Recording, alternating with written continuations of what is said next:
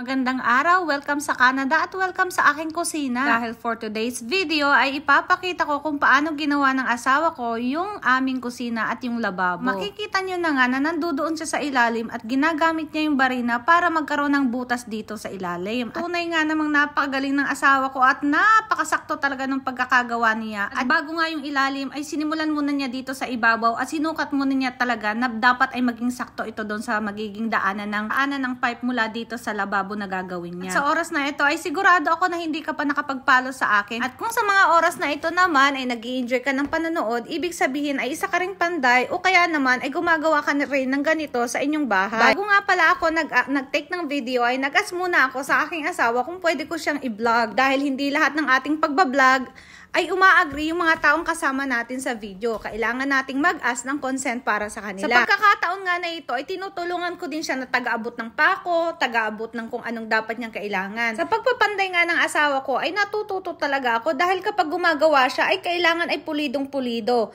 Gusto niya talaga kasi ay sakto at maayos yung kanyang pagkakagawa. At gusto rin nga niya na kapag ginawa niya at sinimulan, ay gusto rin niyang tapusin sa loob ng maghapon. At sa punto na ito nga, ay medyo kaunti na lamang at kakasya na talaga doon. Kaya naman inayos niyang mabuti para sumakto talaga yung size ng pipe doon sa gitna na iyon. At ilang sandali na nga lang ay umayos na rin naman at sumakto talaga doon sa size na ilalagay naman niya. Talaga nga naman sa pagpapanday ay kailangan mo talaga ng lapis para makita mo talaga yung saktong size niya. At inikot na nga niya ng papagayon at papagarne hanggang humigpit na at hanggang naayos na nga at sabi ko ay nako, gaano ka katagal iyan ga ay matatapos na at parang sa pakiwari ko ay umuulan na. Sa punto naman na nga na ito ay naghihintay naman yung aking dalawang anak dahil it's almost dinner time na at sila daw ay gutom. Sabi ko ay pansamantala muna kitang iiwanan dito sa kusina at ako muna ay magre-ready doon sa dalawang bata na gutom na daw sila. At nung ako nga ay matapos na ay dito at ako ay nag-assess na ng paghahawak ng mga kung ano-ano at mga pagsukat na iyan hanggang sa mga kakailanganin niya upang mapabilis na nga ang kanyang paggawa. Sabi ko ako yata ay gutom na, ikaw ga hindi din nagugutom. Sabi niya ay maya-maya daw at gusto muna niya itong tapusin. Sa pagpapanday nga, kailangan ay medyo kumpleto din tayo sa ating mga kagamitan. Kaya naman talaga itong asawa ko ay gusto niya talaga lagi ay kumpleto yung kanyang mga gamit sa pagpapanday. Itong kulay dilaw na nakikita nyo na ito o orange baga ito ay napakaganda talaga nitong gamit lalo na ikaw ay isang panday. Napaka-importante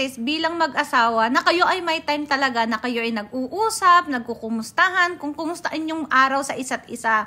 Syempre, banding time nyo na rin iyon at may pagkakataon talaga kayo na malaman din ang status ng iyong mga anak. At paglipas nga ng mga ilang araw dahil na busy na din ako at medyo makalat itong kusina, ay sa wakas ay may pagkakataon na ako na i-video at ipakita ito sa inyo. Yung mga dekorasyon na inyong makikita ay binili ko lamang sa Dollarama, Michaels at Dollar Tree. Mga patok lang sa budget itong binili ko na ito. Meron nga pala kaming binili na gripo mula sa Amazon pero maliit yung size.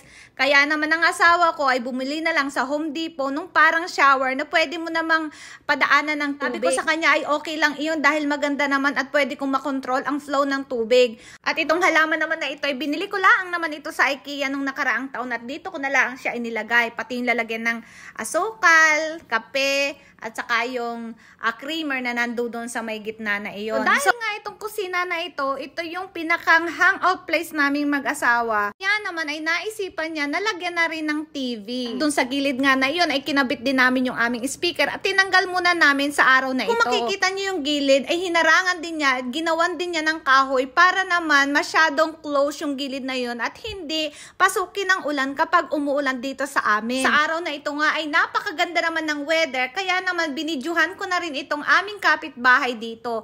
At makikita nyo talaga ito yung likod ng aming mga bahay dito sa aming area. Sa mga nauna kong ang video at vlog ay pinakita ko na din itong likod namin na ito sa inyo at kung paano niya ito ginawa. Ngayong taon nga na ito ay dinugtungan ito ng aking asawa papunta doon sa may garahe upang kapag nag-snow ay hindi naman kami mabasa. Alam nyo ba guys, ang idea na ito ay parang naisip lang namin at sabi ko sa asawa ko ay baka pwede mo o lagyan natin ng kusina itong ating deck na ito para naman dito na lang tayo mag-hangout. Sa totoo nga niyan guys ay dito na kami talaga nagluluto at saka dito na rin kami kumakain lalo na ngayong summer. Nakatipid na nga rin kami sa punto na ito dahil dito kami nagluluto at ginagamit na lang namin yung aming barbecuehan. Ipapakita ko nga pala ito na ginawan din ng asawa ko ng pintuan itong baba ng aming may sink na ito.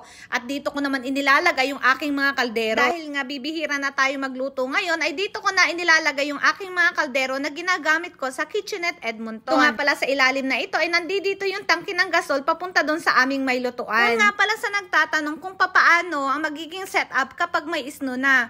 So kung makikita nyo na naman itong hook na ito na nandito sa may taas, kapag tinanggal mo yan ay bababa yan dahan-dahan at magiging pananggang pinto doon sa may gilid na yun upang hindi pasukin ng snow. O diba? Natutuwa talaga ako sa asawa ko dahil sa idea na iyon ay kayang-kaya niya talagang gawa ng paraan. Sa video na ito ay sana na-inspire ko kayo sa aking munting vlog at kung hindi ka nakapag-follow ay mag-follow ka na.